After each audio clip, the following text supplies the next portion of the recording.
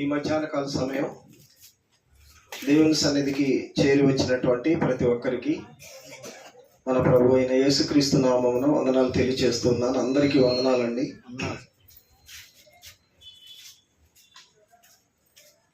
సహోదరులు శ్రీనివాస్ పాల్ గారు ఉదయకాల సమయంలో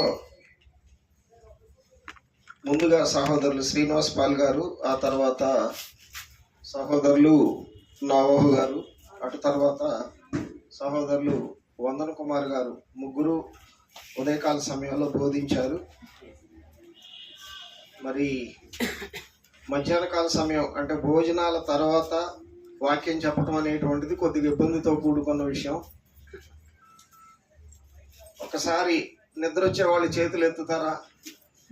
నేను ఎత్తాను కాబట్టి నాకు నిద్ర వస్తుంది. నిలబడి నాకే నిద్ర వస్తుంటే కూర్చున్నటువంటి మీకు చాలా తేలిగ్గా నిద్ర వచ్చే అవకాశం ఉంది. ఒక సీక్రెట్ చెప్పి నేను ముందుకెళ్తాను. మీకు ఎప్పుడన్నా నిద్ర రానప్పుడు బైబిల్ చదవటం కానీ ఒక ప్రసంగికుడు ప్రసంగం వినటం కానీ ప్రారంభించండి, నిద్ర చక్కగా వస్తుంది. ఎందుకన్నా తెలుసా? సాతానుడు విన్నవుడు, వాక్యాన్ని మన దగ్గరికి రానివ్వడు. సరే, సహోదరులు శ్రీనివాస్ గారు నన్ను ప్రేమించి నాకు ఇచ్చినటువంటి సమయం నుంచి, నాకు ఇచ్చినటువంటి ఈ అంశం నుంచి కొన్ని విషయాలు మీకు తెలియజేసేటువంటి ప్రయత్నం చేస్తాను. ఒకవేళ నేను నిద్రపోతే మీరు నన్ను లేపండి, మీరు నిద్రపోతే గనక నేను ఖచ్చితంగా లేపుతాను. శ్రీనివాస్ గారు ఈ రోజున 4 అంశాలు బోధించాలి అని టార్గెట్ పెట్టుకున్నారు. అందులో 3 అంశాలు అయిపోయినాయి. ఇక 4వ అంశం ఏంటి అని అంటే, కుటుంబమును దేవునిలోనికి ఎలాగ నడిపించుకోవాలి అనేది నన్ను మాట్లాడమని అన్నారు. ఎందుకో కానీ ఈ కుటుంబానికి సంబంధించినటువంటి సందేశం, మెసేజ్ ఎప్పుడు చెప్పాలన్నా కూడా అది నాకే ఇస్తున్నారు. కుటుంబాన్ని దేవుని సన్నిధిలోకి ఎలా నడిపించుకోవాలి అనే అంశాన్ని మీరే చెప్పాలి బ్రదర్, చెప్పండి అన్నారు. దాదాపుగా మీకు అందరికీ తెలిసినటువంటి విషయాలే. కుటుంబం దేవుని సన్నిధిలోకి ఎలాగ నడిపించుకోవాలి అవగాహన ఉన్న విషయాలే. అయినప్పటికీ ఒక వస్తువు వాడగా అది ఏమవుద్ది అని అంటే మొద్దుబారుద్ది, దాని పదును తగ్గిపోద్ది. పదును తగ్గినప్పుడు ఏం చేస్తామనంటే కార్ఖానాకి తీసుకెళ్తాము, దాన్ని బాగా పదును పెడతాం. అలాంటి ఒక కార్ఖానా ఇప్పుడు జరిగేటువంటి ఒక కూడిక. కుటుంబాన్ని దేవుని సన్నిధిలో నడిపించుకుంటున్నామని అనుకుంటున్నామేమో బహుశా. కొన్ని విషయాలు వాక్యానుసారంగా మనం జాగ్రత్తగా ఆలోచన చేసి కుటుంబాన్ని దేవుని సన్నిధిలో నడిపించుకునేటువంటి విధానం ఏంటి అనేటువంటి దాన్ని ఆలోచన చేయటం కొరకు ప్రయత్నం చేస్తాను. దయచేసి ముందుగా గమనించండి, దేవుని వాక్యం వింటున్నప్పుడు నీకు బాగా సంతోషంగా ఉంది అని అంటే, నీకు నిద్ర వస్తుంది అని అంటే, అది సాతాను చేస్తున్నటువంటి పని. కానీ దేవుని వాక్యం నీకు గుచ్చుకుందా? దేవుని వాక్యం నీకు పొడవబడిందా? దేవుని వాక్యం నీలో మంటని రేపిందా? ఖచ్చితంగా దేవుని వాక్యం నీలో ఫలిస్తుంది, పనిచేస్తుంది అనేటువంటిది అర్థం. కనుక ఒకవేళ చెప్తున్నటువంటి విషయాలు కుటుంబంలో అటు పురుషుడికి కానీ, ఇటు స్త్రీకి కానీ, అటు పిల్లలకి కానీ ఎవరికైనా టచ్ చేస్తే అది వాక్యమే కానీ నేను కాదు అన్న సంగతిని మీలో అందరూ గుర్తుపెట్టుకోవాలని కోరుతున్నాను. మీరు ఎవ్వరూ నాకు తెలియదు, అంటే తెలుసు అని అంటే పరిచయంగా, ముఖ పరిచయంగా మాత్రమే ఉన్నారు.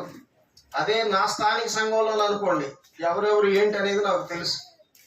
కాబట్టి నేను ప్రసంగం చేసినప్పుడు వాళ్ళు ఏమనుకుంటారంటే, అమ్మో ఈరోజు మాస్టర్ నన్నే టార్గెట్ చేశాడు అని అనుకుంటారు. అంటే అలాంటి పరిస్థితి ఇక్కడ లేదు. కుటుంబం కొరకే మనం ఆలోచన చేస్తున్నాం. సరే, పాఠంలోనికి వెళ్తాను. ఉదయకాల సమయంలో చాలా చక్కగా మీరందరూ కోఆపరేట్ చేశారు. అసలు వందన కుమార్ గారు మాట్లాడుతున్నటువంటి ఆ గంట సేపు సమయం చాలా పీస్ఫుల్ గా ఉంది. ఆయన వాయిస్ అయితే హై పిచ్ లో ఉంది, కానీ ఇక్కడ ఉన్నటువంటి వాతావరణం ఎలా ఉందంటే చాలా పీస్ఫుల్ గా ఉంది.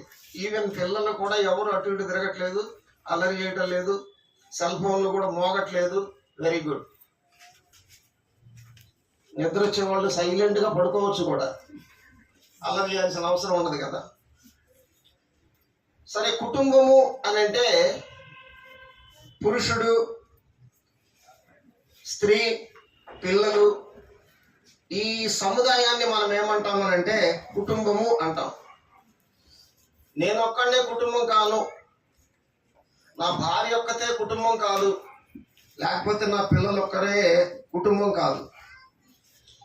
భర్త, భార్య, పిల్లలు, పురుషుడు, స్త్రీ, పిల్లలు కలిసినటువంటి ఆ కూడికనే, ఆ కలయికనే మనం ఏమంటామనంటే కుటుంబము అంటాం. కుటుంబాలకి మూలము దేవుడు. కుటుంబాలకి మూలం ఎవరు అని అంటే దేవుడు.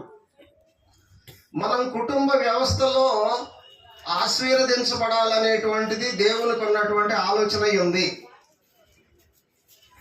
దేవుని సంకల్పము అనేటువంటి ఒక గొప్ప మాటను మనం వాడుతూ ఉంటాం. అది చాలా గొప్పది. మానవాళిని నిర్మించడం వెనక దేవునికి ఉన్నటువంటి ఒక సంకల్పము, ప్రణాళిక, చిత్తము, ఏ మాట అన్నా కూడా అది ప్యారలర్ గా ఒకటే.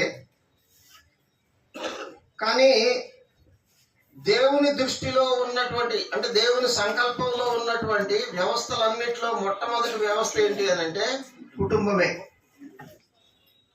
ఒక కుటుంబం ఏర్పడటానికి కారణం ఎవరు? ఖచ్చితంగా దేవుడే. విడిపోవడానికి కారణం ఎవరు? ఖచ్చితంగా సాతానుడే. అంటే కుటుంబాన్ని కట్టేది దేవుడైతే పడగొట్టేది సాతానుడు. సరే, ఇప్పుడు సాతాను సంబంధమైన విషయాలను పక్కన పెట్టుకొని కుటుంబానికి మూలము, లేకపోతే కుటుంబం ఏర్పడటానికి కారణం ఎవరు అంటే దేవుడు. అంటే నా సొంత మాటల్లో కాకుండా వాక్యానుసారంగా మీకు తెలియజేసేటువంటి ప్రయత్నం చేస్తాను. వేరువేరుగా ఉన్నటువంటి స్త్రీ పురుషుల్ని జతపరిచేది ఎవరు? అమ్మ నాన్న కాదు. అమ్మ నాన్న కాదు. అమ్మ నాన్నల ద్వారా మనం జతపరచబడతాం, కానీ జతపరిచేది ఎవరు అని అంటే దేవుడు. 68వ కీర్తన 6వ వచనం ఏం చెప్తుందనంటే దేవుడు ఏకాంగులను సంసారులుగా చేయవాడు. వేరువేరుగా బ్రతుకుతున్నటువంటి యవన కాలంలో ఉన్నటువంటి బిడ్డలకి తల్లిదండ్రులు ఎందుకు వివాహం చేయాలనుకుంటారు అని అంటే అది దేవుని ప్రణాళిక, అది సంకల్పం. కాబట్టి తల్లిదండ్రుల ద్వారా వివాహం అనేటువంటిది జరుగుతుంది. వాళ్ళిద్దరూ కలిసి 1 సంవత్సరం కలిసి జీవించడం, దాన్ని ఏమంటామంటే దాంపత్య జీవితము అంటాం, సంసార జీవితము అంటాం. సంసారులుగా చేయవాడు అన్నాడు కదా. ఆ సంసారికి జీవితంలో ఏం జరుగుతుందంటే 1 year తిరిగే లోపల ఆటోమేటిక్ గా షీ విల్ బి కన్సీవ్డ్, ఆమె గర్భవతి అవుతుంది. 127వ కీర్తన 3వ వచనంలో ఏముంది అంటే గర్భఫలము ఆయన ఇచ్చు బహుమానమే. వేరువేరుగా ఉన్నటువంటి ఇద్దరిని జతపరిచేది దేవుడే. వాళ్ళిద్దరిని ఆశీర్వదించి వాళ్ళకి గర్భఫలముగా బిడ్డల్ని ఇచ్చేటువంటిది దేవుడే. వారు ఒక కుటుంబముగా అభివృద్ధి చేసేది కూడా దేవుడే. ఒక కుటుంబం అభివృద్ధి అవుతుంది అని అంటే అది దేవుని కృప అనేటువంటి సంగతిని గుర్తుపెట్టుకోవాలి. ఎఫెసీయులకు రాయబడిన పత్రిక 3వ అధ్యాయము 14వ వచనం ఏం చెప్తుంది అని అంటే భూమి మీద ఉన్నటువంటి ప్రతి కుటుంబం ఏ తండ్రిని బట్టి కుటుంబం అని పిలువబడుతున్నదో అంటాడు. పరలోకమందు ఉన్నటువంటి తండ్రి అయిన దేవునికి ఎలాగైతే కుటుంబం ఉందో, భూమి మీద ఉన్నటువంటి ప్రతి కుటుంబం ఏ తండ్రిని బట్టి కుటుంబం అని పిలువబడుతున్నదో అంటున్నాడు. అంటే ఇప్పుడు మనం ఒక ఫ్యామిలీ అని పిలువబడుతున్నాం అని అంటే అది దేవుని బట్టి మనం పిలువబడుతున్నాం అనేటువంటి సంగతిని గుర్తుపెట్టుకోవాలి.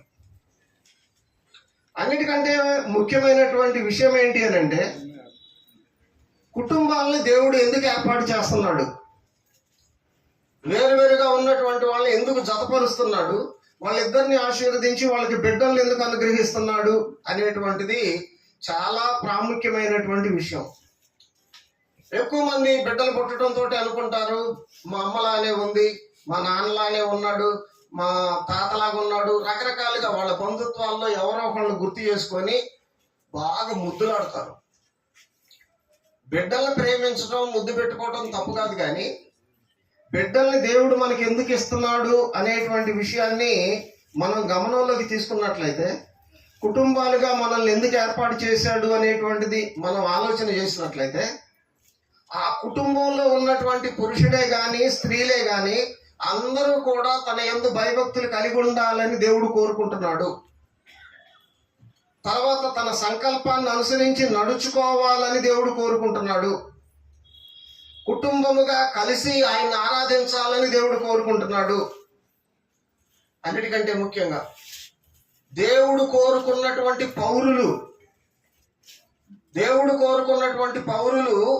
కుటుంబాల్లోనే తయారు కావాలని దేవుడు కోరుకుంటున్నాడు.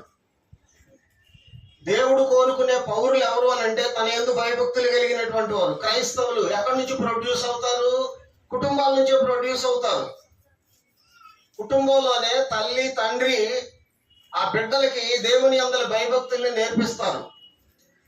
కాబట్టి ఏ కుటుంబాల్లోనైతే చిన్నతనం నుంచి, ఇంకా చాలా విషయాలు ఉన్నాయి, తల్లిదండ్రుల బాధ్యతల దగ్గరికి వెళ్ళినప్పుడు సామెతల గ్రంథం 22వ అధ్యాయం 6వ వచనంలో ఎందుకు చెప్పబడింది ఆ మాట?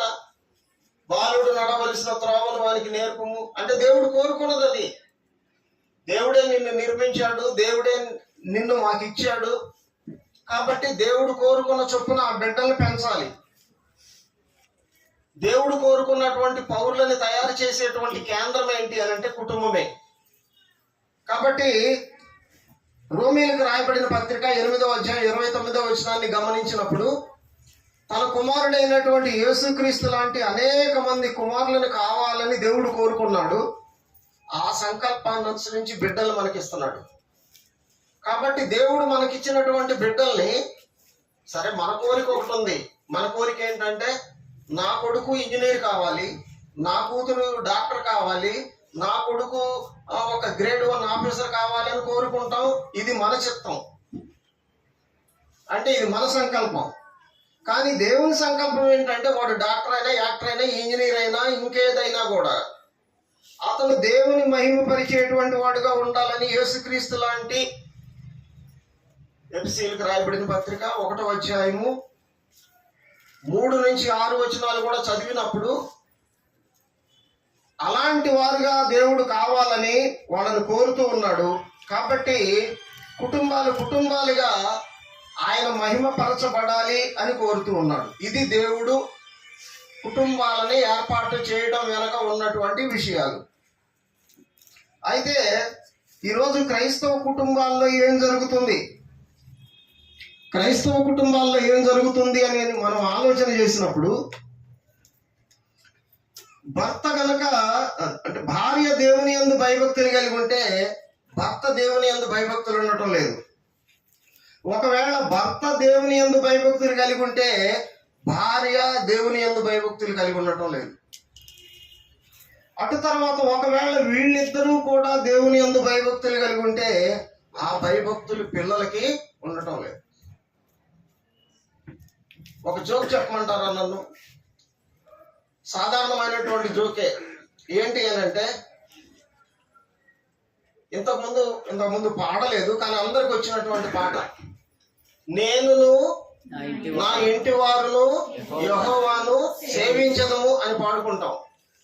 అది వాక్య భాగంగా మనం చదువుకున్న యెహోషువ గ్రంథం 24వ అధ్యాయము 15వ వచనంలో చదువుకున్నాం. దీన్ని పాటగా కూడా పాడతాం. ఈ పాట రాని వాళ్ళు ఎవరైనా ఉన్నారా? అసలు విషయం ఏంటంటే, జోక్ ఏంటి అని అంటే, పాట అయితే పాడతాం, ఆరాధనకు వచ్చేది అక్కడ ఒక్కళ్ళే ఉంటారు. అంటే నా భార్య రాదు, నా పిల్లలు రాదు, నేనును నా ఇంటి వారును అంటే అది ఎంత అబద్ధం. ఆ పాట పాడేదానికి మనకు అవకాశం ఉందా?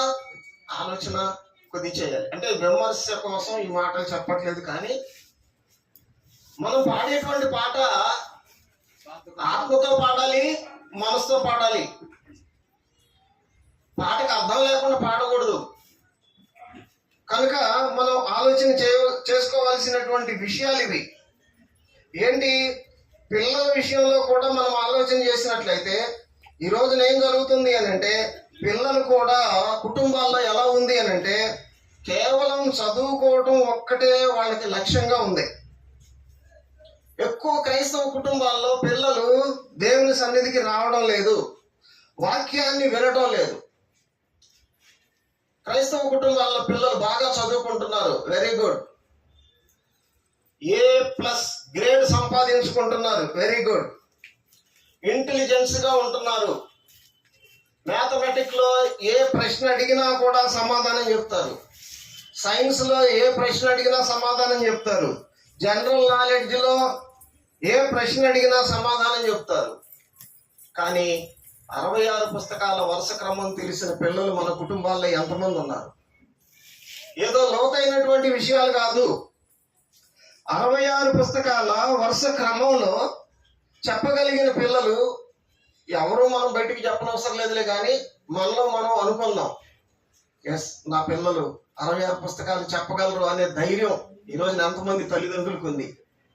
ఎందుకు లేదు అని అంటే, ఆ పిల్లల్ని చదువుకోవటం కోసమే మనం ప్రోత్సహిస్తున్నాం. వాళ్ళ పరిస్థితులు ఎలా ఉన్నాయి అని అంటే, secular education is full, spiritual education is నిల్.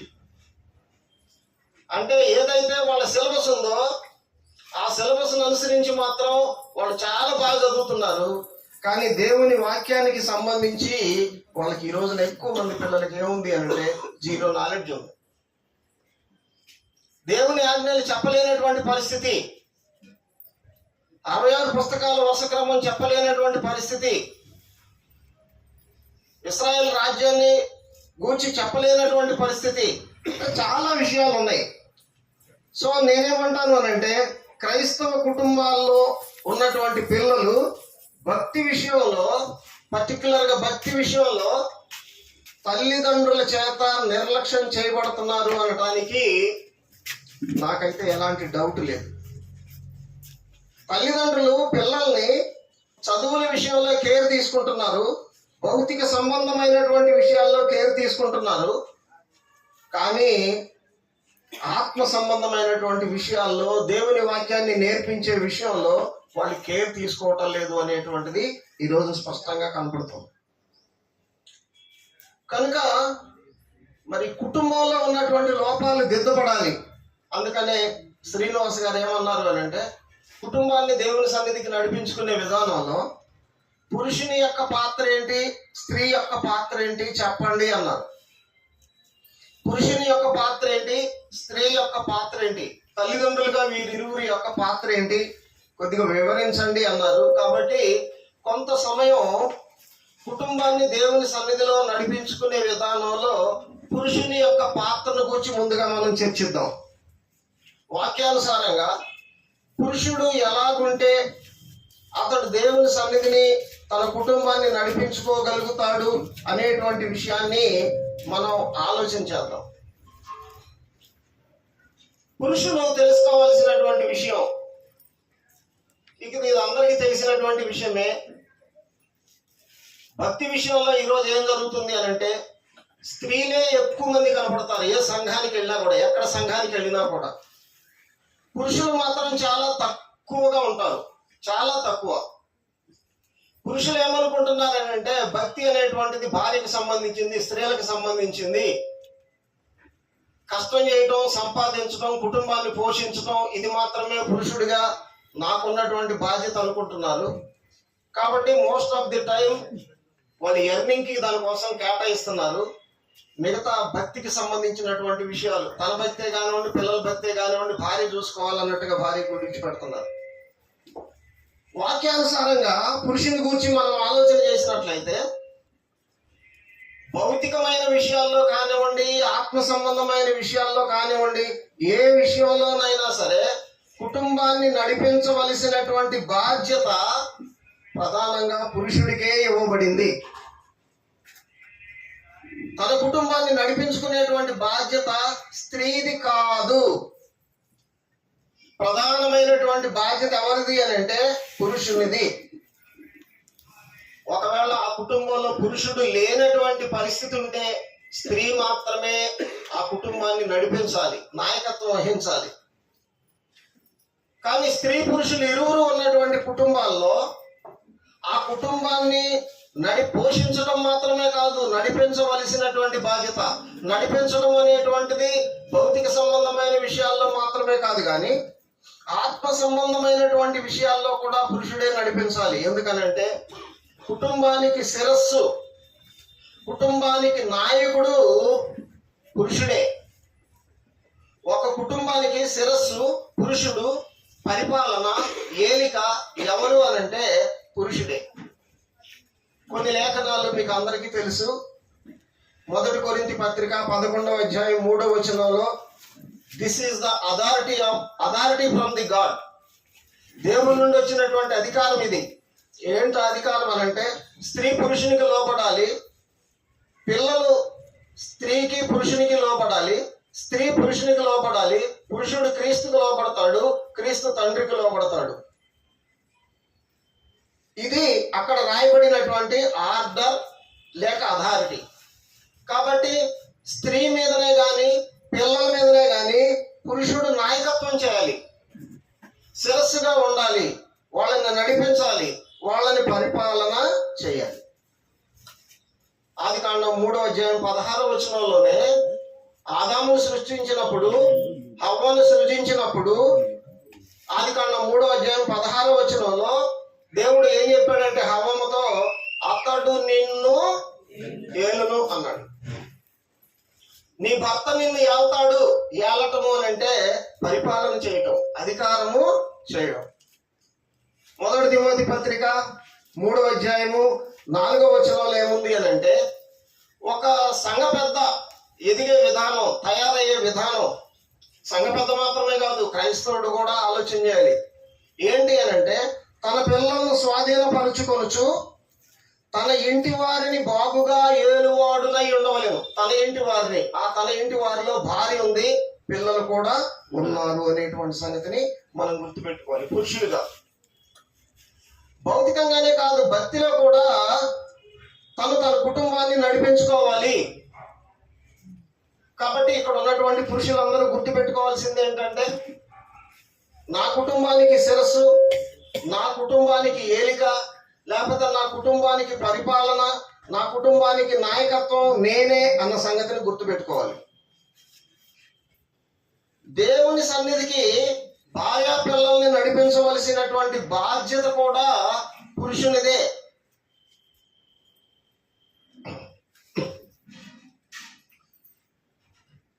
తన భార్యా పిల్లల్ని కూడా దేవుని సన్నిధికి నడిపించవలసినటువంటి బాధ్యత పురుషునికే ఉంది.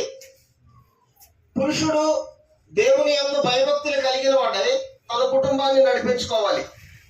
కానీ అంటే వాక్యం అయితే ఇలా చెప్తుంది, కానీ ఏం జరుగుతుంది అని అంటే పురుషులకి భక్తి ఉండటం లేదు. పురుషులకి భక్తి ఉండటం లేదు. ఒకవేళ భక్తి ఉంది అని అంటే నువ్వెవరో నాకు భక్తి లేదంటానికి అని అనొచ్చు. దేవుని సన్నిధికి రావడం లేదు, దేవుని సన్నిధికి రావడం లేదు. దేవుని యందు భయభక్తుల్ని, పురుషుడు మొట్టమొదటిగా తన భయభక్తులు కలిగిన వాడై తన దేవుని సన్నిధికి వచ్చినటువంటి వాడై తన భార్యని, తన పిల్లల్ని కూడా దేవుని సన్నిధికి నడిపించాలి. దేవుని యందలి భయభక్తుల్ని తన కుటుంబానికి, తన ఇంటి వారికి తను నేర్పించవలసినటువంటి అవసరత ఉంది. మనం అన్నిటికీ దేవుని గ్రంథం దగ్గరికి వెళ్తాం కదా, ఎగ్జాంపుల్స్ అన్ని దేవుని గ్రంథంలో నుంచే తీసుకుంటాం కదా. పురుషునిగా కొంతమంది పురుషులు ఎలాగో బ్లెస్ చేయబడ్డారు అనేటువంటి దాన్ని మనం ఆలోచన చేద్దాం. ఎలాగ ఆశీర్వదించబడ్డారు, వారి కుటుంబాలను ఎలా కాపాడుకున్నారు, వారి కుటుంబాలను ఎలాగ దేవుని సన్నిధికి వాళ్ళు నడిపించుకున్నారు. పురుషులందరికీ ఒక మాట చెప్తాను. పురుషులందరికీ తెలుసుకోవాల్సినటువంటి విషయం ఏంటంటే దేవుని గ్రంథంలో ఆశీర్వదించబడినటువంటి పురుషులు ఎవరైతే ఉన్నారో వాళ్ళందరూ కూడా దేవుని యందు భయభక్తులు కలిగిన వాళ్ళే. అఫ్కోర్స్ కొందరు తప్పిపోయినటువంటి వాళ్ళు ఉన్నారు, తప్పిపోయిన దాన్ని బట్టి వాళ్ళు ఫలితాన్ని పొందారు.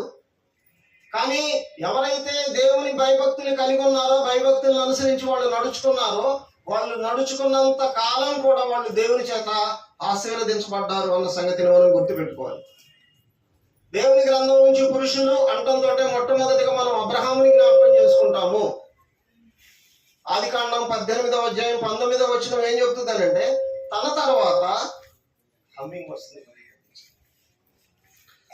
తర్వాత తన పిల్లలను, తన ఇంటి వారును నీతి న్యాయములు జరిగించుచు యెహోవా మార్గమును గైకొనుటకు అతడు వారికి ఆజ్ఞాపించున్నట్లు నేను అతనిని ఎరిగి ఉన్నాను అని దేవుడు అబ్రహాముని గురించి సాక్ష్యం పలకటాన్ని మనం చూడగలుగుతున్నాం. అంటే అబ్రహాం ఒక్కడు మాత్రమే కాదు, తన తర్వాత తన పిల్లలు కూడా, తర్వాత తన ఇంటి వారును ఎలాంటి వారుగా ఉండేటట్టుగా నడిపిస్తాడట? నీతి న్యాయాలు జరిగించేటువంటి వాడుగా, యెహోవా మార్గాన్ని గైకొనుటకు అతడు వారికి ఆజ్ఞాపించినట్లు. కాబట్టి పురుషునికి ఆ పవర్ ఉండాలి. ఆ పవర్ ఎప్పుడు ఉంటుంది అని అంటే, అతడు దేవుని యందు భయభక్తులు కలిగినప్పుడు, అతడు దేవుని సన్నిధికి నడిచినప్పుడు తన కుటుంబాన్ని నడిపించుకుంటాడు. ఇతరులని ఒక విషయంలో సరిచేయాలి అని అంటే ఆ విషయంలో మనం లోపం లేని వారిగా ఉండాలి. కానీ ఈరోజు కుటుంబాల్లో ఏం జరుగుతుందంటే, ఒక తండ్రి సిగరెట్ తాగుతాడు, తన బిడ్డ సిగరెట్ తాగుతున్నాడంటే కోప్పడతాడు. ఒక తండ్రి డ్రింక్ చేస్తాడు, తన కొడుకు డ్రింక్ చేస్తున్నాడంటే కోప్పడతాడు. ఇది సాధ్యపడదు. యేసు ప్రభువు ఏం చెప్పాడంటే, తండ్రి ఏం చేయటాన్ని చూస్తాడో కుమారుడు, అతడు కూడా అదే చేస్తాడన్నాడు యోహాను సువార్త 5:19. కనుక అబ్రహామును గురించి దేవుడు ఇచ్చినటువంటి సాక్ష్యాన్ని మనం ఆలోచన చేసినప్పుడు, తన ఇంటి వారందరినీ కూడా ఆయన కంట్రోల్ చేసుకున్నట్లుగా మనం చూడగలుగుతాం. 1 పేతురు పత్రిక 3వ అధ్యాయము 20వ వచనం చివరి భాగానికి మనం వెళ్ళినప్పుడు, ఆ ఓడలో కొందరు అనగా 8 మంది నీటి ద్వారా రక్షణ పొందిరి అని రాయబడింది. నోవహును గురించి మనం చదివినప్పుడు, నోవహును గురించి ఆదికాండం 6వ అధ్యాయం 9వ వచనంలో ఏం జరుగుతుందని అంటే, ఏం రాయబడింది అని అంటే, నోవహు నీతిపరుడు, తన తరంలో నిందారహితుడనై ఉన్నాడు, తర్వాత అతడు దేవునితో కూడా నడిచాడు. అంటే అతను దేవుని యందు భయభక్తులు కలిగి ఉన్నాయి, ఓకే. కానీ ఇందాక మనం చదువుకున్నటువంటి 1 పేతురు పత్రిక 3వ అధ్యాయం 20వ వచనం ఆ చివరిలో ఏమనుందనంటే, అతడు మాత్రమే కాదు కానీ అతనితో కలిపి 8 మంది ఆ ఓడలో రక్షించబడ్డారు. ఇంతకీ 8 మంది ఎవరు? అతను, అతని భార్య, అతని 3 కొడుకులు, 3 కోడళ్ళు. అంటే పెళ్ళైనటువంటి 3 కొడుకుల్ని, 3 కోడల్ని, తన భార్యను కూడా తను కంట్రోల్లో పెట్టుకోగలిగాడు. కంట్రోల్ అంటే ఈ రోజున పురుషుడు కొట్టి తిట్టి సాధించేటువంటి కంట్రోల్ కాదది. భక్తితో కూడినటువంటి గౌరవం. ఒక కలెక్టర్కి మనం ఎలాగైతే భయపడతామో, ఒక పై అధికారికి మనం ఎలాగైతే భయపడతామో, అలాగనే భర్తగా భార్య అతనికి భయపడింది, తండ్రిగా కుమారులు ఆయనకు భయపడ్డారు, మామగారిగా ఆయన కోడళ్ళు ఆయనకు భయపడ్డారు. ఆయన పట్ల విధేయతను చూపించారు. ఆ కుటుంబం మొత్తాన్ని రక్షణలోనికి ఆయన నడిపించుకున్నట్లుగా మనం చూస్తాం. తర్వాత 2వ సమూయేలు గ్రంథము 7వ అధ్యాయము 29వ వచనాన్ని కూడా మనం చదివినట్లయితే, 2వ సమూయేలు గ్రంథము 7వ అధ్యాయం 29వ వచనం, దావీదు తన కుటుంబాన్ని గూర్చి దేవుని సన్నిధిలో ప్రార్థన చేశాడు. దయచేసి నీ దాసుడనైన నా కుటుంబము నిత్యము నీ సన్నిధిని ఉండునట్లుగా. ఒక్క నిమిషం అండి. దావీదు దేవునికి ఏమని ప్రార్థన చేస్తున్నాడంటే, నీ దాసుడనైన నన్ను జ్ఞాపకం చేసుకొని నా కుటుంబము నిత్యము నీ సన్నిధిని ఉండునట్లు దాన్ని ఆశీర్వదించు అంటున్నాడు. మనం కనుక ప్రార్థన ప్రారంభించామనుకోండి, మనం ప్రార్థన దేని కొరకు చేస్తాం? ఇంటి కోసం చేస్తాం, కారు కోసం చేస్తాం, పిల్లల పెళ్లి కోసం చేస్తాం, బంగారం కొనుక్కోవటం కోసం చేస్తాం, ఇల్లు కట్టుకోవటం కోసం చేస్తాం. పురుషుల్లో ఎవరైనా నా పిల్లల కోసం ప్రార్థన చేసినటువంటి సందర్భాలు ఏ పురుషునికైనా ఉన్నాయా? అఫ్కోర్స్ ఎవరైనా ఉంటే కాదన్ను. దావీదు దేవునికి చేసినటువంటి ప్రార్థన ఏంటంటే, నా కుటుంబం నిత్యం నీ సన్నిధిని నిలిచుండేటట్లుగా దాన్ని ఆశీర్వదించమంటున్నాడు. ఏంటి ఆయన కుటుంబం దేవుని సన్నిధిలో నిలిచుంటే ఆయనకు వచ్చేటువంటి ఆశీర్వాదం ఏంటి? యెహోవా నా ప్రభువా, నీవు సెలవిచ్చి ఉన్నావు, నీ ఆశీర్వాదము నొంది నా కుటుంబము నిత్యము ఆశీర్వదించబడుగాక. నా కుటుంబం నీ సన్నిధిలో ఉంటే it will be prosper for ever అంటున్నాడు. ఏ కుటుంబం అయితే దేవుని సన్నిధికి వస్తుందో అది నిత్యము ఆశీర్వదించబడేటువంటి కుటుంబంగా ఉంటది అనే సంగతిని పురుషులు గుర్తుపెట్టుకోవాలి. తన భార్యని, తన పిల్లల్ని నడిపించుకోవాల్సినటువంటి ఆ ప్రధానమైనటువంటి బాధ్యత పురుషునికి ఉంది అన్న సంగతిని గుర్తుపెట్టుకోవాలి. పొద్దున సహోదరులు కొర్నేలి గూర్చి మాట్లాడారు, కొర్నేలి గూర్చి జ్ఞాపకం చేశారు. కొర్నేలి గూర్చినటువంటి ఆ వివరణ చాలా అద్భుతంగా ఉంటుంది. కొర్నేలి ఎవరు? యూదుడా, దేవుని యందు భయభక్తులు కలిగినటువంటి వాడు అని రాయబడింది. కానీ అతడు యూదుడు కాదు, అన్యుడు. అపోస్తుల కార్యాలు 10వ అధ్యాయము 1-2 వచనాలు మనం చదివినప్పుడు కొర్నేలి భక్తిపరుడు. ఇవాళ వచ్చిన సమస్య ఏంటి అని అంటే, పురుషుల్లో కొంతమంది భక్తిపరులు ఉన్నారు, కానీ అతను భక్తిపరుడే, ఆ భక్తి భార్యకి లేదు, పిల్లలకి లేదు కొన్ని కుటుంబాల్లో. నిజంగా భక్తిపరుడు ఏం చేయాలి అని అంటే, పురుషుడైనటువంటి వాడు తన భక్తిని బట్టి తన భార్యను కూడా నడిపించగలగాలి. నా భార్య నా మాట వినదండి అని చెప్పేటువంటి మాట చాలా అవమానకరమైనటువంటి మాట పురుషునికి. మా పిల్లలు మా మాటలు వింటలేదండి అని చెప్పడం అవమానకరమైనటువంటి మాట తల్లిదండ్రులకి. కానీ చాలా ఓపెన్ అవుతున్నారు. ఓపెన్ అయిపోయి ఏం చెప్తున్నారు అని అంటే, మా పిల్లలు మా మాట వింటలేదండి అంటున్నారు. ఇంతకు మీ పిల్లల వయసు ఎంత? 30 సంవత్సరాలు వచ్చినాయా? 40 సంవత్సరాలు వచ్చినాయా? 50 సంవత్సరాలు వచ్చినాయా? లేదు. 5-10 సంవత్సరాల పిల్లలు వింటలేదు, 10 సంవత్సరాల పిల్లలు ఇంట్లా, 15 సంవత్సరాల పిల్లలు ఇంట్లా, 20 ఇయర్స్ వచ్చినటువంటి వాళ్ళు ఇంట్లా, 25 ఇయర్స్ వచ్చినటువంటి వాళ్ళు వింటల్లా. ఎందుకని? ఈ సమస్యలన్నిటికీ ఒకటే మూలం, దేవుని సన్నిధికి రాకపోవడం. కనుక భక్తిలో నడిపించుకునేటువంటి బాధ్యతని ఇవాళ పురుషులు ఫీల్ అవటం లేదు. ఎంతవరకు తనకి భౌతికంగా ఇవ్వబడినటువంటి బాధ్యత అంటే, పెళ్లి నాడే సేవకుడు చెప్తాడు కదా, పురుషులారా మీ భార్యలను ప్రేమించుడి. ఇది బాగా తెలుసు. భార్యని ప్రేమించడం, పోషించడం, సంరక్షించడం, ఈ 3 డ్యూటీస్ మాత్రమే పురుషునికి తెలుసు. భార్యను ప్రేమించడం, పోషించడం, సంరక్షించడం. ఇక పిల్లలు తన పిల్లలు కాబట్టి ఎంత ముద్దులాడతాడు, ఎంత ప్రేమిస్తాడు, ఎంతగా పోషిస్తాడు, ఎంతగా సంరక్షిస్తాడు. అసలు ఇది వాక్యం చెప్పకపోయినా కూడా బాధ్యత కలిగినటువంటి ఏ తండ్రి అయినా కూడా చేస్తాడు. అయితే పురుషులు ఈ రోజున భక్తి విషయంలో, పిల్లల్ని పెంచే విధానంలో ఎస్కేప్ అవుతున్నారు. వాళ్ళకి ఇవ్వబడినటువంటి డ్యూటీస్ నుంచి ఎస్కేప్ అవుతున్నారు, తప్పించుకుంటున్నారు. కుటుంబంలో పిల్లలు ఉన్నారనుకోండి, అసలు పిల్లలకి ఎందుకు తల్లిదండ్రులు అంటే భయం ఉండట్లేదు? తండ్రి దేవుని సన్నిధికి రాకపోవటాన్ని బట్టే కదా. తండ్రి అసలు తల్లిదండ్రుల్లో పిల్లలకి ఎవరంటే భయం ఉంటుందంటే తండ్రి అంటేనే భయం ఉండాలి. పిల్లలు ఎప్పుడు కూడా తల్లికి క్లోజ్గా ఉంటారు, తల్లితో ప్రేమగా ఉంటారు. కాబట్టి తల్లిని గురించి పిల్లలు భయపడరు. గౌరవమే కానీ ఇంకొకటే కానీ భయం అనేటువంటిది ఎక్కడ ఉంటుందంటే తండ్రి దగ్గరే ఉంటుంది. పురుషులు ఈరోజు ఎలాగ ఎస్కేప్ అవుతున్నారు అని అంటే, సామెతల గ్రంథం 22వ అధ్యాయం 6వ వచనాన్ని ఇందాక జ్ఞాపకం చేశాను. బాలుడు నడవలసిన త్రోవను వానికి నేర్పుము. కొన్ని చోట్ల నేను వాదన విన్నా. బాలుడు నడవలసిన త్రోవను వానికి నేర్పుము. ఇది పురుషుడి బాధ్యత, స్త్రీ బాధ్యత? ఎవరికి ఇచ్చిన ఆజ్ఞ ఇది? చాలా మందికి ఇప్పుడు అయోమయం అయిపోయింది. ఇప్పుడు దీర్ఘకాలంగా వింటున్నాం. ఇది అందరికీ కంఠస్థ వాక్యం. ఇది తెలియని వాళ్ళు ఎవరు లేరు. ఇది ఎవరికి ఇవ్వబడిందంటే ఒక్కళ్ళు నోరు తెరవట్ల. తల్లిదండ్రులకు ఇవ్వబడిందండి. కొంతమంది పురుషులు ఏమంటున్నారు అని అంటే, లేదు పురుషులకి ఇవ్వబడలేదు, ఇది తల్లికి మాత్రమే సంబంధించింది.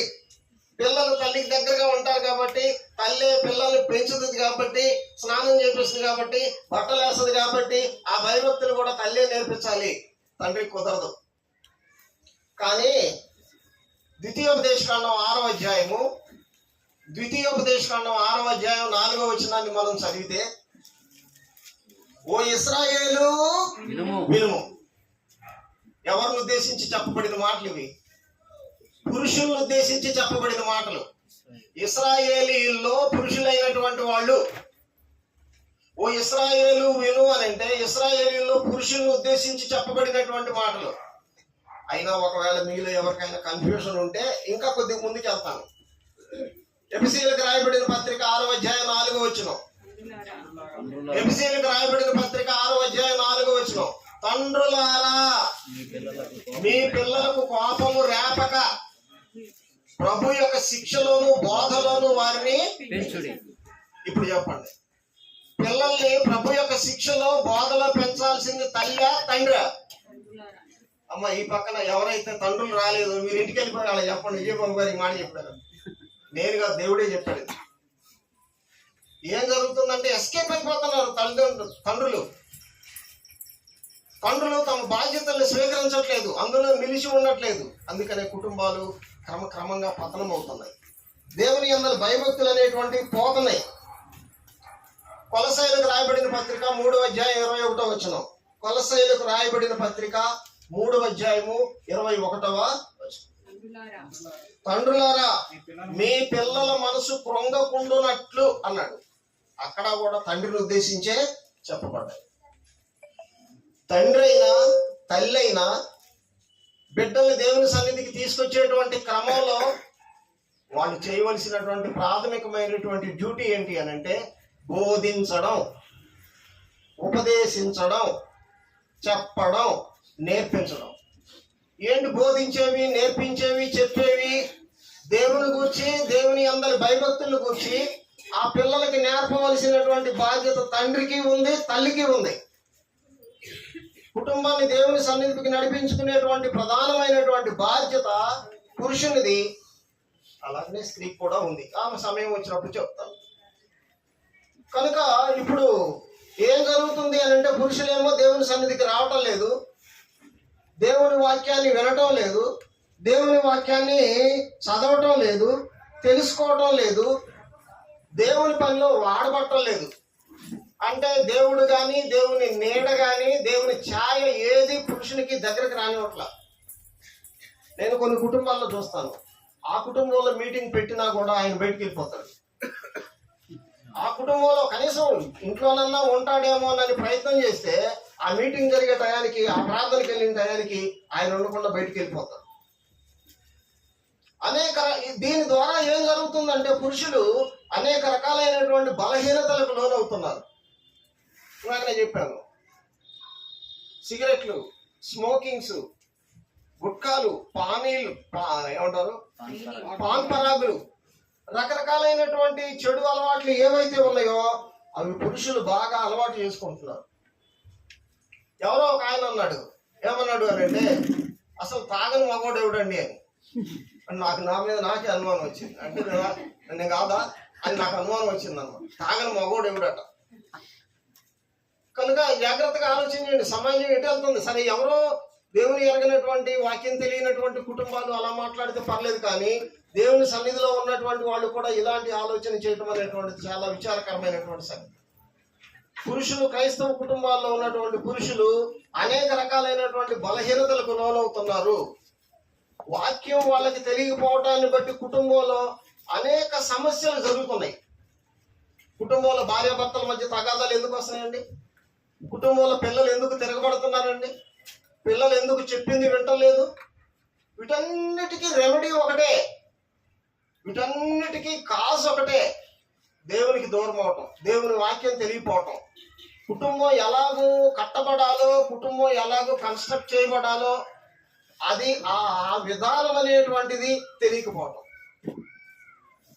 కనుక దైవభక్తి లేనటువంటి పురుషుడు తన కుటుంబాన్ని నడిపించలేడు అన్న సంగతిని గుర్తుపెట్టుకోవాలి. పురుషులు దైవభక్తి లేకపోతే తమ కుటుంబాలను నడిపించుకోలేరు. ఇందాక నేను మీకు చెప్పుకుంటా వచ్చాను కదా కొన్ని ఎగ్జాంపుల్గా. అబ్రహామును గూర్చి, దావీదును గూర్చి, నోవహును గూర్చి, కొర్నేలు గూర్చి, మత్సుకు ఒక 4 పేర్లు చెప్పాను. వీళ్ళు దేవుని యందు భయభక్తులు కలిగిన వాళ్ళు. దైవభక్తి ఉంది కాబట్టి వాళ్ళు తమ కుటుంబాలను వాళ్ళు నడిపించుకున్నారు. కనుక దైవభక్తి లేనటువంటి ఏ పురుషుడు కూడా తన కుటుంబాన్ని దైవికంగా నడిపించలేడు, కుటుంబం మీద అధికారాన్ని చేయలేడు. భార్య పిల్లలు సైతం కూడా అతన్ని లెక్క చేయరు. కుటుంబాల్లో అన్ని సమస్యలకి మూలం ఏంటి అని అంటే దేవునికి దూరం అవటం, దేవుని వాక్యానికి దూరం అవటం. సరే, ఇప్పుడు పురుషునికి ఉన్నటువంటి పరిష్కారం ఏంటి? పురుషునికి ఉన్నటువంటి పరిష్కారం ఏంటనంటే, ఇక మనం ఎన్ని సమస్యలు మాట్లాడినా కూడా పరిష్కారం మాత్రం ఒకటే: దేవుడు, దేవుని సన్నిధి, దేవుని వాక్యం.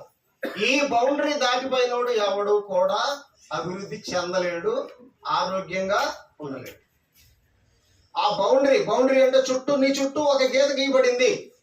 ఆ గీత ఏంటి అని అంటే నువ్వు దేవుని సన్నిధిలోనే ఉండాలి. పురుషులు దేవుని సన్నిధికి రావాలి, దేవుని వాక్యాన్ని వినాలి. రేపు జనవరి నెల 22వ తారీఖున భార్యాభర్తల కొరకు ఒక మీటింగ్ జరుగుతుంది. భర్త ఎలాగ ఉండాలో, భార్య ఎలాగ ఉండాలో, పిల్లల్ని ఎలాగ పెంచుకోవాలో, అసలు వాళ్ళిద్దరి మధ్య ఎందుకు సమస్యలు వస్తాయో, తర్వాత కుటుంబంలో ఆర్థికపరమైనటువంటి నిర్వహణ ఎలాగ ఉండాలో, కుటుంబాలు ఆ బంధువులతో ఎలాగో హ్యాండిల్ చేయాలో, అనేకమైనటువంటి విషయాలు, కుటుంబపరమైనటువంటి విషయాలు అక్కడ బోధించబడతాయి. తర్వాత సంఘపరమైనటువంటి అనేకమైన కూడికలు జరుగుతూ ఉంటాయి. విశ్వాసానికి సంబంధించిన విషయాలు, ఆత్మల సంపాదన, సంఘం యొక్క పరిచయం ఏంటి, అనేకమైనటువంటి విషయాలు, కృతజ్ఞతాస్తుతి కూడికలు, ఇవన్నీ సంఘపరంగా జరుగుతూ ఉంటాయి. కాబట్టి దేవుని సన్నిధికి రావాలి, దేవుని వాక్యాన్ని వినాలి, దేవుని వాక్యాన్ని చదవాలి, చదివి అవగాహన చేసుకోవాలి. రోమా 10:17 ఏం చెప్తుంది అని అంటే, ఏ మనిషిలోనైనా విశ్వాసం ఎలా వస్తుందో తెలుసా? ఆకాశం నుంచి ఊడిపడదు. దేవుని యందు నమ్మకం అనేటువంటిది ఆకాశం నుంచి మనకు ఊడిపడదు. మీకైనా, నాకైనా, ఎవరికైనా దేవుని యందు విశ్వాసం కలగాలి అని అంటే ఒకే ఒక source, the word of God, దేవుని యొక్క వాక్యం. రోమా 10:17 ఏం చెప్తుంది అని అంటే, కాగా వినుట వలన విశ్వాసము కలుగును, వినుట క్రీస్తుని గూర్చిన మాటల వలన కలుగును. కాబట్టి దేవుని సన్నిధికి వచ్చి దేవుని వాక్యాన్ని విని, చదివి, అవగాహన చేసుకోవడం, లోపాలు దిద్దుకోవడం ఇది చాలా ప్రాముఖ్యమైనటువంటి పాయింట్. అది పురుషునికైనా స్త్రీకైనా. ఎప్పుడైతే వాక్యం నాకు పొడుచుకుందో అప్పుడు నాకు అర్థం ఏంటి అని అంటే, ఇక్కడ నేను తప్పు చేస్తున్నాను అనమాట, ఇక్కడ నేను తేడాగా ఉన్నాను అనమాట. కాబట్టి మనం ఏం చేయాలంటే విని విడిచిపెట్టకుండా దేవుని వాక్యాన్ని బట్టి మనం దిద్దపడాలి. తన భార్యని, తన పిల్లల్ని పురుషుడు ఏం చేయాలి అని అంటే ప్రార్థనలోనికి నడిపించుకోవాలి. కుటుంబంలోనూ సంఘంలోనూ దేవుని కొరకు పాటలు పాడటం, దేవుని పనిలో ఆసక్తిగా ఉండటం అనేటువంటిది పురుషులు చేయాలి. కొన్ని చోట్ల నేను చూస్తుంటాను, తండ్రి కొడుకు ఇద్దరు లేచి నిలబడి పాట పాడుతూ ఉంటారు. అది ఎంత ఆనందకరమైనటువంటి సన్నివేశం! తండ్రి కొడుకు ఇద్దరు నిలబడి పాట పాడుతూ ఉంటే అది ఎంత అద్భుతమైనటువంటి సన్నివేశం! ఇది పోగొట్టుకున్నప్పుడు ఏం జరుగుతుందంటే తండ్రి కొడుకు ఇద్దరు కలిసి ప్యాక్ ఆడతారు, తండ్రి కొడుకు కలిసి తాగుతున్నారు. కుటుంబాలు జరుగుతున్నాయి. అల్లుడు మామ తాగుతున్నారు, కొడుకు తండ్రి తాగుతున్నారు, అల్లుడు మామ చీట్ల పేకాడుకుంటున్నారు. పండగ వస్తుంది కదా, పండగకు వచ్చినటువంటి అల్లుడితో ఇలాంటి సన్నివేశాలు జరుగుతున్నాయి. కారణం ఏంటంటే దేవుని వాక్యం లేకపోవడం. యోహాను సువార్త 5:19 యేసు ప్రభు చెప్పిన మాట ఆల్రెడీ నేను మీకు జ్ఞాపకం చేశాను. తండ్రి ఏదైతే చేస్తాడో పిల్లవాడు కూడా అది చేస్తాడు. పురుషునికి ఉన్నటువంటి ఏకైక పరిష్కారం ఏంటంటే ఎప్పటికైనా సరే ఒక ఎగ్జాంపుల్ నాకు గుర్తుకొస్తుంది. ఏంటా ఎగ్జాంపుల్ అంటే, ఒక యవనస్తుడు ఉన్నాడు. అసలు తను ఆరోగ్యంగా ఉన్నంత కాలం కూడా దేవుని సన్నిధి లేదు. బాగా డ్రింక్ చేశాడు, పాన్ పరాగులు వేశాడు, ఆరోగ్యాన్ని పోగొట్టుకున్నాడు. ఆరోగ్యం పోగొట్టుకొని ఆ చివరి మూమెంట్లో, ఇంకా శ్వాస కూడా పీల్చుకోలేనటువంటి సమయంలో నేను ప్రార్థన చేయడానికి వెళ్తే, ఆ టైంకి అతనికి వచ్చినటువంటి రిపెంటెన్స్ ఏంటంటే, ఈసారికి నేను బతికి బయట బాగుపడితే నేను దేవుని సన్నిధికి వస్తా అని అనుకున్నాడు. ఛాన్స్ లేదు, అప్పటికతను చనిపోయాడు. కొన్ని అవకాశాలు మనకు ఉంటాయి, కానీ కొన్ని అవకాశాలు మనకు రావు. కాబట్టి పురుషులు దిద్దుకోవలసినటువంటి బాధ్యతని గుర్తుపెట్టుకోవాలని కోరుతున్నాను. ఇది పురుషుల వైపు నుంచి. స్త్రీకి సంబంధించి ఇక 2వ పాయింట్ గబగబా చెప్పేసి నేను ముగించేస్తాను. కుటుంబంలో స్త్రీ తన కుటుంబాన్ని దేవుని సన్నిధిలో నడిపించుకోవటంలో స్త్రీ పాత్ర ఏంటి అనేటువంటిది మనం ఆలోచన చేసినప్పుడు పురుషునికి ఎలాగైతే ఉందో అలాగనే స్త్రీకి కూడా ఉంది. మరి ముఖ్యంగా ఇప్పుడు కుటుంబాల్లో సన్నివేశం ఏంటంటే పురుషులు దేవుని సన్నిధికి రావటం లేదు కాబట్టి ఆ బాధ్యత మరి ముఖ్యంగా స్త్రీల మీదనే ఉంది అన్న సంగతిని గుర్తుపెట్టుకోవాలి. అంటే ఇప్పుడు స్త్రీకి డబుల్ డ్యూటీ అయింది. ఏంటి డబుల్ డ్యూటీ చెప్పండి? ఒకవైపు నుంచి తన భర్తనే సరి చేసుకురావాలి, ఒకవైపున తన బిడ్డలను కూడా కాపాడుకోవాల్సినటువంటి బాధ్యత ఉంది. పిల్లల్ని పెంచడంలో తండ్రి యొక్క పాత్ర నిస్సందేహం. అయితే దేవుని గ్రంథంలో చెబితే తల్లులు తమ పిల్లల మీద ప్రభావితాన్ని చూపించినటువంటి తల్లులు బోల్డ్ మంది ఉన్నారు. మొదటి సమూయేలు గ్రంథం 1వ అధ్యాయము 26 నుంచి 28 వచనాలు మీరు రాసుకున్నట్టయితే, మొదటి సమూయేలు గ్రంథం 1వ అధ్యాయము 21 నుంచి 28 వచనాలు మీరు రాసుకుంటే, హన్న తన కుమారుడైనటువంటి సమూయేలుని దేవుని సన్నిధిలో పెంచింది.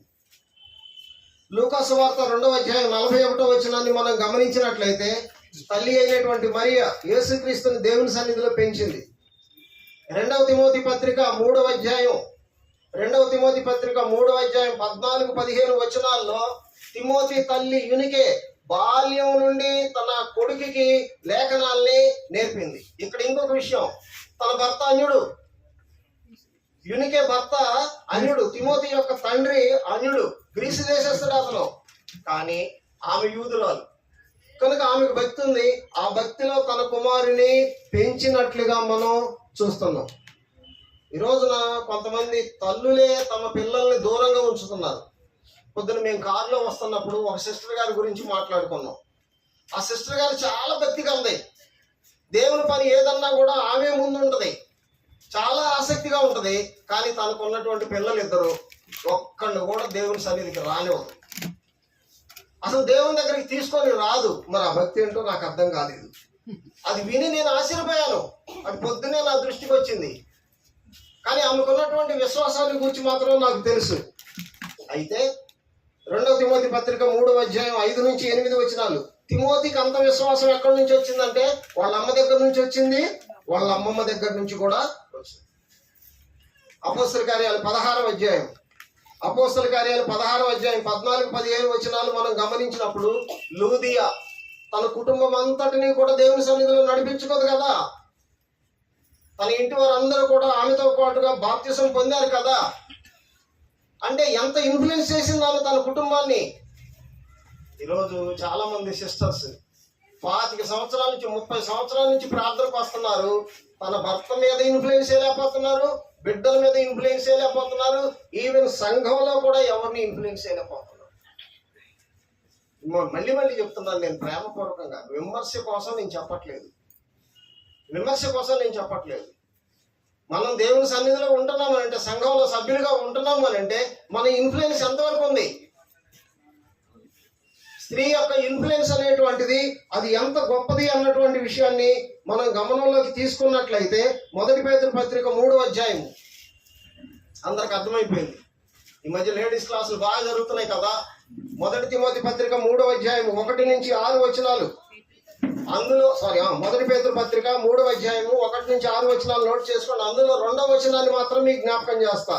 2వ వచనం ఏంటంటే, వారు భయంతో కూడిన మీ పవిత్ర ప్రవర్తన చూసి వాక్యము లేకుండానే తమ భార్యల నడవడి వలన అంటే అక్కడ స్త్రీ పవిత్ర ప్రవర్తన అన్నాడు. ఆ పవిత్ర ప్రవర్తన అనేటువంటిది స్త్రీకి ఉంటే, భర్తకి వాక్యం తెలియకపోయినా కూడా స్త్రీల నడవడి వలన అతన్ని కూడా దేవుని సన్నిధికి రాబట్టవచ్చు అనేది ఉంది కదా. మరి ప్రార్థనకు వచ్చేటువంటి స్త్రీలకి అది అప్లై అవటం లేదా, అది ఇన్ఫ్లుయెన్స్ అవటం లేదా, సమస్య ఎక్కడుంది అనేటువంటి దాన్ని స్త్రీలు కూడా ఆలోచన చేయవలసినటువంటి అవసరం ఉంది.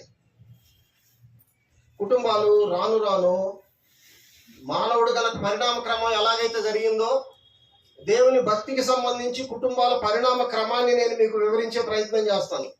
ఒకప్పుడు కుటుంబాలు దేవుని సన్నిధికి వచ్చాయి. అంటే భర్త వచ్చేవాడు, భార్య వచ్చేది, పిల్లలు వచ్చేవాళ్ళు. బాగా ఇంకా మార్కు గారి కంటే వెనకటి రోజులు అనుకుంటాను. కుటుంబాలు దేవుని సన్నిధికి వచ్చేవాళ్ళు. ఆ తర్వాత కాలంలో ఏమైందనంటే పురుషులు దూరం అయ్యారు, స్త్రీలు పిల్లలు మాత్రం దేవుని సన్నిధికి వచ్చేవాళ్ళు. ఇప్పుడు ఒక కాలం వచ్చింది, ఇప్పుడు పిల్లలు కూడా చదువుల పేరుతో దూరం అయిపోతూ ఉన్నారు, స్త్రీలు మాత్రమే వస్తున్నారు. ఆఖరికి ఎవరైతే సోకాలు దైవభక్తి కలిగినటువంటి స్త్రీలను చెప్పుకుంటున్నారో వాళ్ళు కూడా ట్రెడిషనల్ గానే వస్తున్నారు. ట్రెడిషనల్ అంటే ఆదివారం ఆరాధనకి వెళ్ళాలి కాబట్టి వస్తున్నాం ఆరాధనలో ఉంటున్నాం వెళ్ళిపోతున్నాం. This is called traditional. రావటాన్ని బట్టి కానీ, వాక్యం వినటాన్ని బట్టి కానీ, వాక్యం చదవటాన్ని బట్టి కానీ, వాక్యాన్ని అవగాహన చేసుకుంటున్నారా? అవగాహన చేసుకున్న దాన్ని అనుసరించి నడుచుకుంటున్నారా? బైబిల్లో స్త్రీని గురించి మనం చదవాలని ప్రారంభిస్తే సామెతల గ్రంథంలో ఒక స్త్రీకి పెట్టబడినటువంటి పేర్లు అద్భుతమైనటువంటి పేర్లు ఉంటాయి. నిజంగా ఆ గుణ లక్షణాలు దైవభక్తి కలిగినటువంటి స్త్రీలకు ఉంటే మనం ఎంత ఇన్ఫ్లుయెన్స్ చేయగలుగుతాము? చూడండి, 14వ అధ్యాయం 1వ వచనంలో గుణవంతురాలు అంటాడు. తర్వాత సామెతల గ్రంథం 19వ అధ్యాయం 14వ వచనంలో సుబుద్ధి కలిగినటువంటి భార్య అంటాడు. 31వ అధ్యాయంలో గుణవతి అయిన భార్య. నాకున్న అనుభవం చెప్తున్నాను. వీళ్ళు బాగా వాక్యం నేర్చుకుంటారు, తల్లిని బాగా ప్రేమిస్తారు, కానీ అత్తను మాత్రం అలానే ఉంచుతారు. అదేనండి పవిత్ర ప్రవర్తన అంటే. ఇంకా వేరే కాదు. పవిత్ర ప్రవర్తన అంటే వేరొకటి కాదు.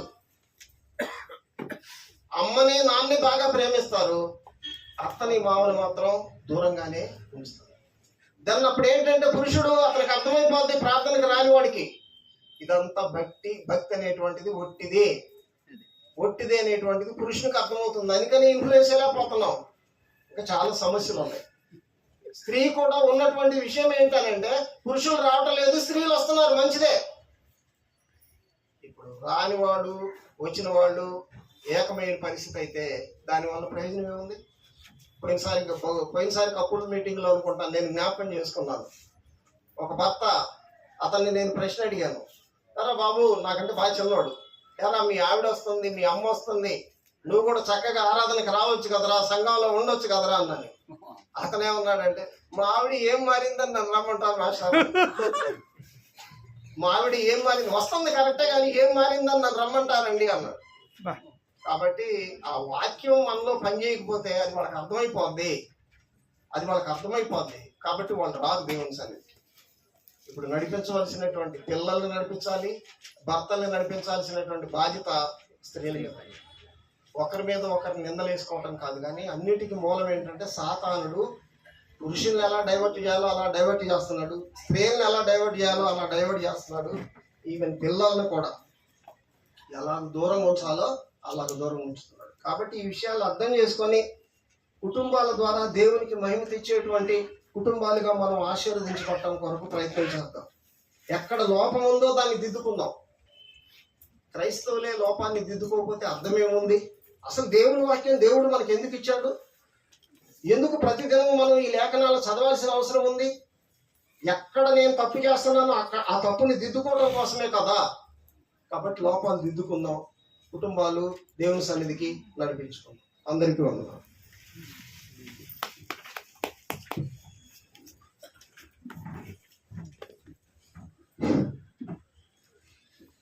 కుటుంబాలు దేవుని సన్నిధిలో కట్టుకొనటం, దేవుని సన్నిధిలో అభివృద్ధి చెందటం అనే అంశం మీద మరి అందరికీ మాస్టర్ కాబట్టి, ఉపాధ్యాయులు కాబట్టి ఎలా ఎవరికి అర్థం ఎట్లా అవ్వాలో అంత వివరంగా అరటి పండు ఒలిచి పెడితే ఎలా ఉంటుందో అంత తేలికగా, అంత ఈజీగా అర్థమయ్యేటట్లుగా చక్కగా వివరించారు. మరొక విషయం, మాస్టర్ గురించి చెప్పక తప్పదు. ఇక్కడ కూడి ఉన్నటువంటి వాళ్ళని తక్కువ చేయటం కాదులే, కానీ నేనును నా ఇంటి వారిను యెహోవాను సేవించదు అనేటువంటి వాక్యము విజయబాబు గారి కుటుంబానికి అది సూటబుల్, అది వాళ్ళు అర్హులు అది చెప్పడానికి. అయితే అది మాకు ప్రతి ఒక్కరికి అది అట్లా చెప్పలేదు ధైర్యంగా. ఏదో ట్రెడిషనల్గా అయితే చెప్తాలే కానీ హార్ట్ఫుల్గా అయితే చెప్పలేము. కాబట్టి అలాంటి ఆయన అనుభవంతో మరి మాకు ఇప్పుడు దాకా వివరించారు. సరే మనలో ఉన్నటువంటి లోపాలని సవరించుకొని, విన్నటువంటి వాక్యాన్ని బట్టి మన లోపాలను సవరించుకొని దేవుని సన్నిధిలో ఇక నుంచి మీరు, మీ పిల్లలు, మీ భర్తలు అందరూ దేవుని సన్నిధిలో నిలబడి దేవుని యొక్క ఆశీస్సులు పొందాలని ఈ యొక్క కూడిక, ఈ యొక్క ఉపదేశం ఉద్దేశము. అలాంటి చక్కగా బోధించినటువంటి సోదరులకి కూడిక తరపున వందనాలు తెలియజేస్తున్నాను. Thank you. ఇప్పుడు మరి బ్రదర్కి శ్రీని గారికి అప్పచెబుతున్నాను సమయం.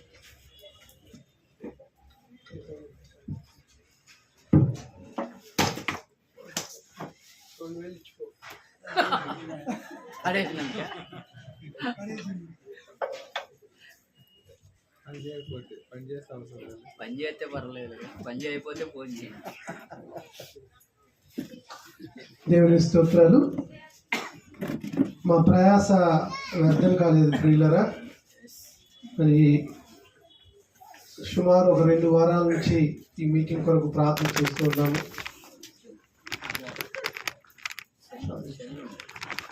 అంత మాత్రమే కాదు, మరి ఈ పాఠాలని సిద్ధపరిచాము.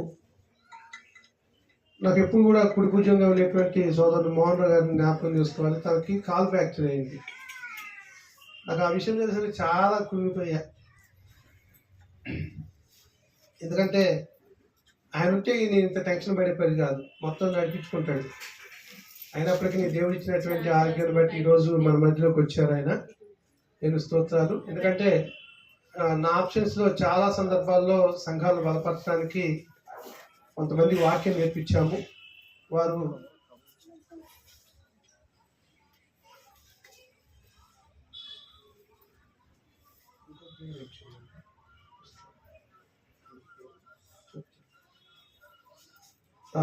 మరి కొంచెం అనారోగ్యంగా ఉన్నప్పటి నుంచి అయినప్పటికీ ఈ కార్యక్రమం నిర్వహించాలని మేము ప్రయాసపడుతూ వచ్చాము.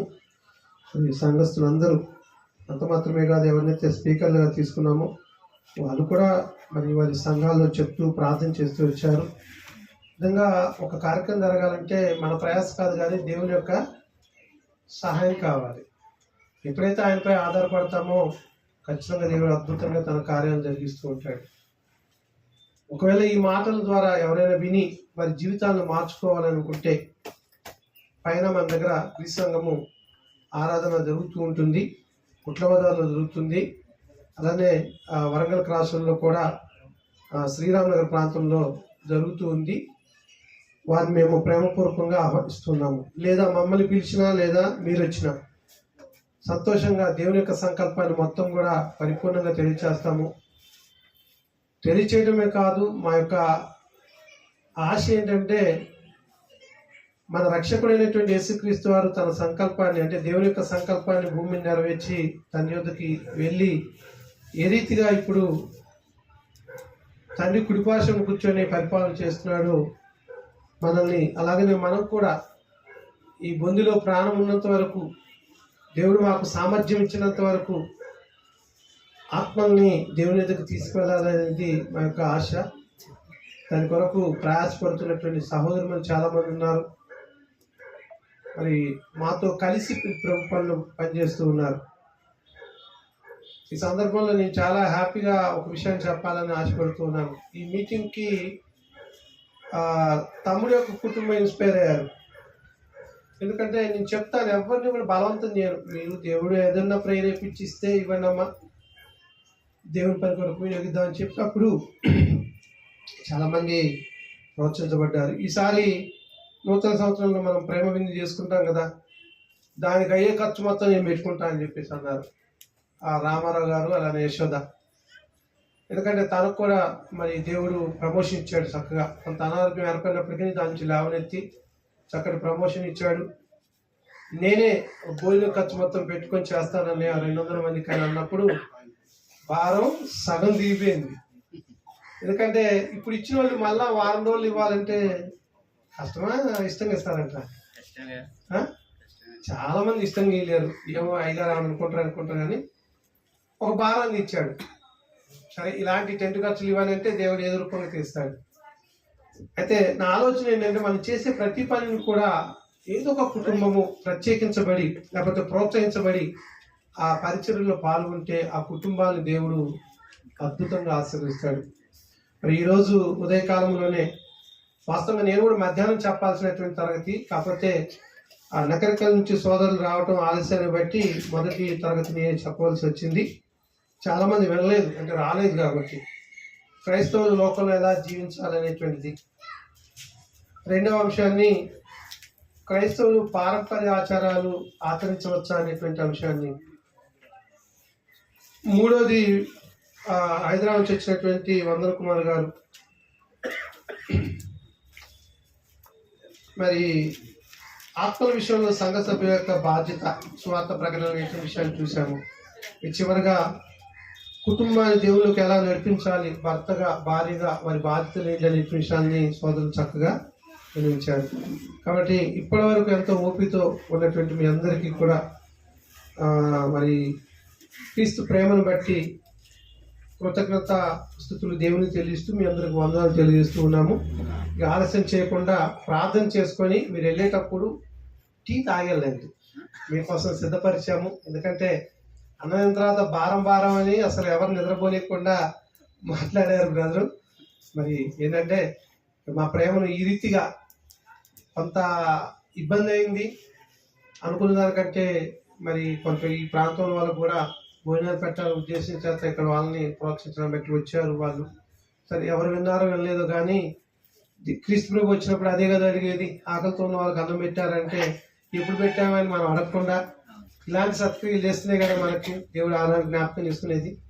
ఏదైనప్పటికీ కొంచెం ఆలస్యమైంది, అయినప్పటికీ కూడా అందరూ సమృద్ధిగా భోజనం చేస్తారని ఆశపడుతూ ఉన్నాను.